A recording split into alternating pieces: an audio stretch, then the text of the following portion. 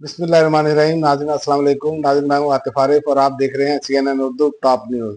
नाज़रीन आज की बुलेटिन में सबसे पहले अहम खबर, इमरान खान के तरले लिए जा रहे हैं, खुदा का वास्ता है डील कर लें। साहबजादा हामिद रजा का बड़ा दावा। उन्होंने कहा एक मरतबा मुझे खान से इजाज़त लेने दें तो फिर बताऊंगा कौन कौन जाकर तरले मिलते करता रहा है। सरबराह सुन्नी इत्तेहाद कौंसिल की गुफ्तगू। और दूसरी खबर है, वफाक का केनाल मंसूबे पर पीपल्स पार्टी के तहफ़्ज़ात दूर करने के लिए मुज़ाकराती कमेटी बनाने का फैसला। कमेटी साहबदार की सरबराही में तश्कील दी जाएगी। एहसन इकबाल, राना सनाउल्लाह और माहिरीन शामिल हो सकते हैं। और सिक्योरिटी फोर्सेज की खैबर पख्तूनख्वा में 2 कार्रवाइयों के दौरान 6 ख्वारिज हलाक। शुमाली वजीरिस्तान में 5 दहशतगर्द मारे गए। जनूबी वजीरिस्तान में इंतहाई मतलूब कमांडर जबीउल्लाह उर्फ जाकिर हलाक। पीटीआई के साथ ताल्लुकात वापस इसी सतह पर लाना चाहते हैं जहां मुश्तरका अमूर पर बात हो सके। मौलाना फजलुर रहमान साहब का अंदिया। उन्होंने कहा कि नहरों के मामले पर सिंध के मुतालबे का एहतराम करते हैं। ये मामला वफाक में बैठकर बामी मुशावरत से तय होना चाहिए। और गजा के लिए इत्तेहाद कायम, जमात इस्लामी और JUI का 27 अप्रैल को मीनार पाकिस्तान पर जलसे का ऐलान।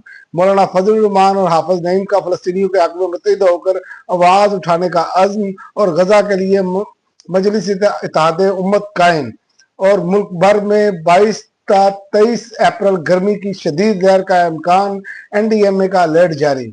बलोचिस्तान और सिंध में मौसम खुश्क और गर्म। KP के गिलगित बल्तिस्तान और कश्मीर में भी मौसम गर्म रहने का इम्कान है। और बैन अवी खबरों में अमेरिका और चीन आमने सामने, जंगल का कानून नहीं चलने देंगे, चीन का अमेरिका को करारा जवाब। दुनिया अमेरिका के साथ ऐसे मुआहदों से बाज रहे जो हमारे मफादात के खिलाफ हो। चीन। और दूसरी जानिब डोनाल्ड ट्रंप के दौरे इक़्तिदार के हलचल से भरे पहले 3 माह दुनिया का मंजरनामा तब्दील हो गया। मेरा दूसरा दौरे हुकूमत पहले से ज्यादा ताकतवर है, मैं जैसा कहता हूं बिल्कुल वैसा हो जाता है, डोनाल्ड ट्रंप।